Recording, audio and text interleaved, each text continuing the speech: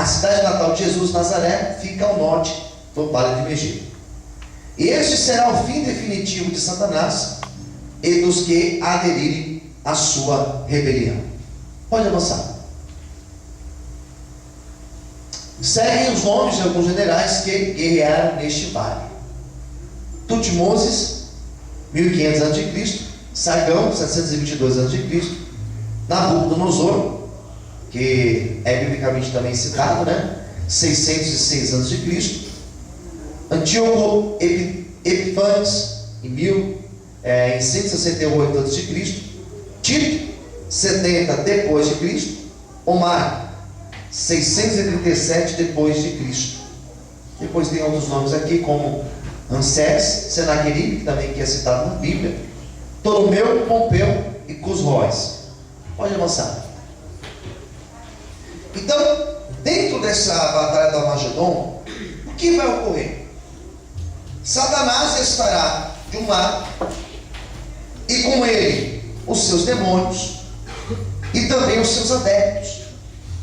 Do outro lado estará quem? Cristo e sua igreja. E a palavra do Senhor nos diz que neste vale os dois exércitos ficarão acampados. E Cristo, com o soprar das suas narinas. Sabe quando você faz assim com o nariz? Você sopra. Com esse soprar do seu nariz, ele vai destruir Satanás e o seu exército. Quem entendeu, diga amém. Amém? E aí sim, Satanás será amarrado novamente e lançado no lago de fogo e enxofre, aquilo que nós chamamos de inferno. Vamos ler um pouco. Pega a sua Bíblia em Apocalipse. Vamos ler um pouco aqui a palavra do Senhor.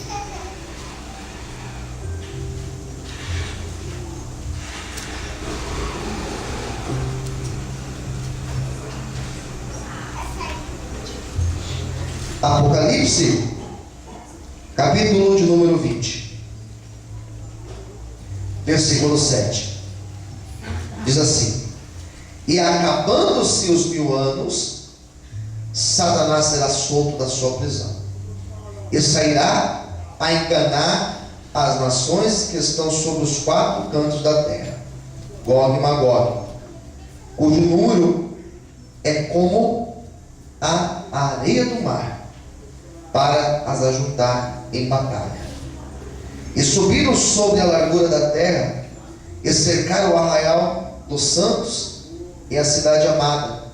Mas desceu o fogo do céu e os devorou. E o diabo que os enganava foi lançado no lago de fogo e enxofre, onde está besta o falso profeta, e de dia e de noite serão atormentados para todo sempre. Então aqui mostra que nesse momento será inaugurado aquilo que nós chamamos de inferno, onde tem o lago de fogo e enxofre. O próximo passo vai dar continuação a isso, que do versículo 11 ao 15 fala sobre o juízo final. Vamos avançar então um pouco mais. O juiz do trono branco. Eu vi um grande trono branco, e o que estava sentado sobre ele, de cuja presença fugiu a terra e o céu, e não se achou lugar para eles. Pode avançar.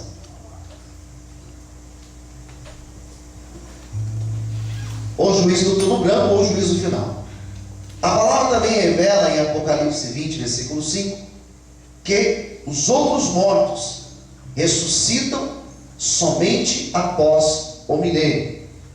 Mas os outros mortos não reviveram até que os 1000 anos se acabaram. Esta é a primeira ressurreição.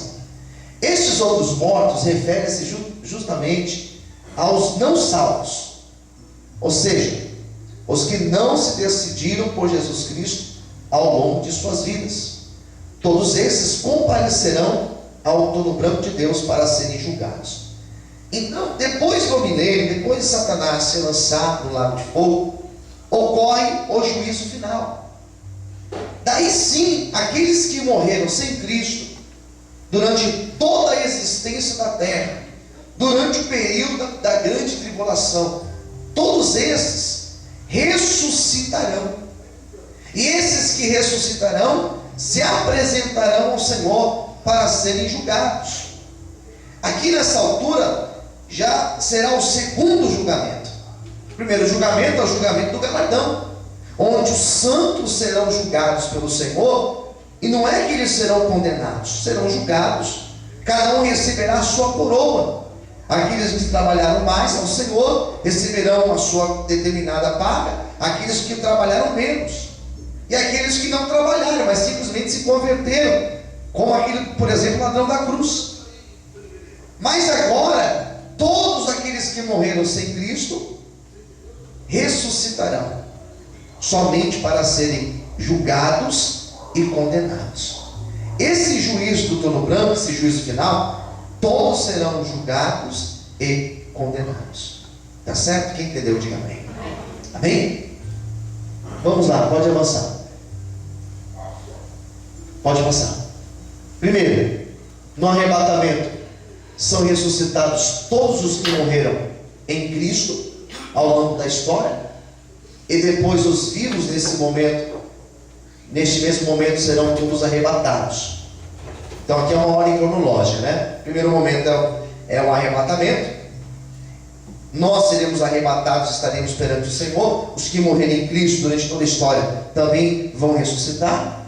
No milênio estarão presentes todos os que aceitam Jesus e que sobrevivem à tribulação. Por conta do aparecimento glorioso, também estarão presentes os que morreram durante a tribulação, mas aceitaram Jesus. Estes são ressuscitados e governam com Jesus nestes 1000 anos. Também estarão presentes os santos do Velho Testamento, conforme está explicado nas bodas do Cordeiro. E o terceiro passo, no julgamento do grande trono branco, ressuscitam agora os que não aceitaram Jesus Cristo como Senhor e Salvador, para serem julgados por suas obras, seja os que morreram antes ou durante a tribulação. Eu quero abrir para perguntas. O que vocês não conseguiram entender daquilo que eu acabei de apresentar? Desses 3 pontos que nós apresentamos: milênio, a questão do milênio, a batalha do Armagedon e o juízo final. O que vocês não entenderam sobre isso? Ou até mesmo se de repente alguma coisa de ontem que eu falei e vocês não conseguiram acompanhar, e hoje você quer perguntar. Tem alguém? Vamos lá. Você sabe como o milênio, não sabe que silêncio que o senhor citou, que o período, a duração das evoluções seria aumentada no período do milênio. No período do milênio não haverá morte dos santos, na igreja remida, ainda haverá morte? Não, da igreja remida não.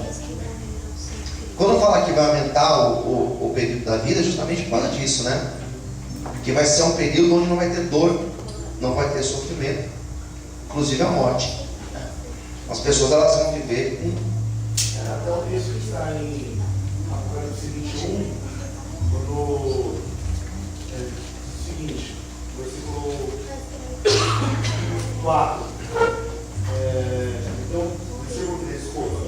Então ouvi grande voz do trono dizendo: eis o tabernáculo de Deus com os homens. Deus habitará com eles, eles serão povos de Deus, e Deus mesmo estará com eles. E lhes enxugará dos olhos toda lágrima, e a morte já não existirá. Essa passagem aqui que você está lendo é depois do juízo final. Aqui sim, novo céu e nova terra. Aqui já passou o milênio. Aqui já passou o juízo final. Aqui vai ser depois do último a ser julgado. Daí foi a visão que João teve. Viu do céu descer uma nova terra, né? Porque já o primeiro céu e a primeira terra passaram, e o mar já não existe.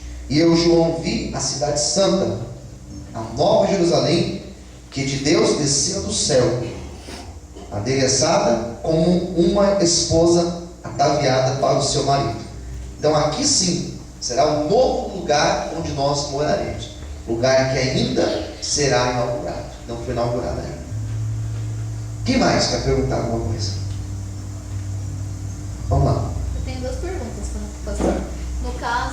da primeira, que o Satanás vai ficar amarrado durante 1000 anos. Certo. E onde vai estar as pessoas que não se converteram? As pessoas que não aceitaram Jesus durante toda a vida, e também no período da tribulação, eles estarão dormindo com os mortos, como diz a Bíblia. Estarão no mesmo lugar que eles estão hoje, que já é um lugar de sofrimento, um lugar onde não existe a presença de Deus. Então qualquer lugar sem a presença de Deus, podemos considerar como uma espécie de inferno, porque Deus não está ali. Eles permanecerão no mesmo lugar, aguardando esse juízo final, o juízo do trono branco. Entendi. E nesse caso, que aqueles que ficaram durante a tribulação e se converteram, não aceitaram a marca da besta, Certo. mas eles não foram batizados. E a palavra não diz que aquele que crer e ser batizado será salvo? Fala. Nesse caso aqui, esses que se converteram durante a tribulação, eu não posso dizer para vocês se vai ter batismo, por exemplo, ou não vai ter batismo. Eu acredito que só o fato da pessoa, por exemplo, ter renegado, ter não aceito aquela marca, já será a aceitação pública dela, porque o batismo é uma aceitação pública. Pode ser que só isso já substitua o batismo. Pode ser que sim. Não posso me assegurar também. Quando a gente fala dessas coisas, irmãos, nem tudo se pode afirmar. Então, em alguns momentos, a gente pode até pensar no que pode ser. Mas afirmar assim, nossa, não tem como. Porque nem tudo a gente vai ter respostas biblicamente. Deu para ajudar? Deu. Ou complicou mais? Não, deu para ajudar. Até porque essas pessoas, depois de tudo isso, se negaram a si mesmo, né? Então já é uma grande prova, né? Sim, com certeza. E alguns desses, quando Satanás for solto, serão enganados e voltarão a seguir Satanás. Tá certo? O que mais? Quer perguntar alguma coisa? Na batalha que o senhor mencionou, haverá um confronto ou será só Deus e Satanás? Deus e Satanás, podemos dizer assim. Nós não iremos batalhar, entendeu? A igreja, os anjos, não.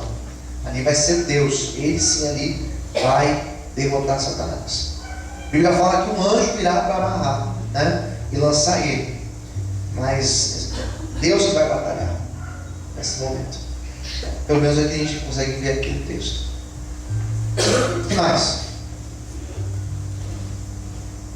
Quem quer perguntar alguma coisa? E acaba o culto, faz aquela fila para perguntar, que nem ontem. Ontem eu falei que ele ia responder, mas fizeram umas 10 perguntas para mim. Respondi tudo mentira. Inventei um monte de coisa. Falei que corintiano é pro céu. Falei que se não se converter, aceitar Jesus e virar São Paulo. Tô brincando. Mas é assim, às vezes a pessoa fica intimidada, fica com vergonha de perguntar. Mas não precisa ter vergonha, o momento é esse. Tá? Se alguém tiver mais alguma dúvida, pode perguntar. Bem? Quem mais? Pastor, o senhor mencionou as pessoas que morrem, elas ficam num lugar teoricamente já ruim porque não tem a presença de Deus, certo? Certo. As pessoas que morrem em Cristo Jesus, a Bíblia diz que eles ficariam num sono profundo, porém seria um lugar diferente, apartado? Ou seria o mesmo lugar? Então, essa questão de onde a pessoa está, tanto que morre com Cristo ou não morre com Cristo, é algo muito complicado de nós falar. Porque quando a pessoa ela morre, ela sai do tempo que nós calculamos, que nós pensamos. Então, tudo que existe fora dessa realidade nossa é extratemporal. A gente vê, por exemplo, como uma pessoa pode viver 1000 anos? Teoricamente não tem explicação, né? Ou seja, então nesse milênio, por exemplo, estará tudo extratemporal, fora da nossa ordem de tempo. Então, a pessoa que morre hoje, com Cristo ou sem Cristo, é algo que eu penso, não é bíblico, sou eu que penso nisso. A pessoa morre, ela pode estar sim em um descanso, como Como ela pode ter fechado o olho e quando abriu o olho, já está aqui nesse momento. Pode ser isso? Pode ser isso. Como pode ser que ela já esteja num lugar, vivendo em um lugar que nós não temos como definir se existe ou não existe, né? Já convivendo, aguardando esse dia. Mas uma coisa é fato, passou dessa vida aqui nossa, é algo extratemporal. Então, na verdade, de repente ela fechou o olho, e quando ela abrir o olho, ela já estará perante o julgamento final, ou ela estará já ressuscitada ao lado do Senhor. Tá certo? Vocês têm para ajudar. Entendeu? Ontem me fizeram uma pergunta sobre isso. Não sei quem me perguntou ontem. Eu estava aqui explicando, estava até lembrando. Não sei quem perguntou algo acerca da morte também. Então acho que eu vou lembrar depois. Eu volto a falar. Alguém mais quer perguntar? Essa questão. No caso do ladrão, o senhor falou. O ladrão se arrependeu, o senhor falou. Hoje mesmo ele estará comigo no paraíso. O exemplo que eu dei não foi tão bom. Essa questão do ladrão. Eu até citei, mas não foi um exemplo tão bom. O caso dele também não é uma regra. O que ocorreu com ele. O que ocorreu com ele, dele estar ali na cruz e tal, e Jesus na mesma hora falou: olha, hoje você estará comigo no paraíso, né? Não significa que todos que morrem com Cristo já estão lá. Não significa isso, não tem como se afirmar, né? Foi isso que você perguntou? Não sei se eu te ajudou. É verdade. Foi isso mesmo? Tá. E na hora que eu falei, eu até pensei, mas eu acabei que eu passei. Então não deu tempo de voltar. O que mais? Pastor, no caso da tribulação, a terra vai estar destruída, como o senhor falou que ontem as águas vão ser como sangue, né? E quando a gente voltar, ela vai estar totalmente diferente? Ela vai ser restaurada. No período do milênio, essa terra que hoje existe não será o céu, né? Como aquele texto do capítulo 21. Será uma terra restaurada. Os animais estarão em harmonia, as plantações elas serão restabelecidas, as águas, né? Senão as pessoas viveriam num verdadeiro caos, que sobrar da grande tribulação. Certo? Vamos lá. No período da milênio, nascerá novas pessoas vão produzir. Não se tem, não se mostra. Eu acredito que sim, porque fala que vai existir uma, como se diz, uma fertilidade, né? Então pode ser que sim, que exista. Ontem me perguntaram também se na tribulação também as mulheres iriam engravidar nesse período. Também não tem notícia. Eu não posso dizer que sim ou que não. Uma coisa é fato: as mulheres que estiverem grávidas no período do arrebatamento, se elas não forem salvas, as crianças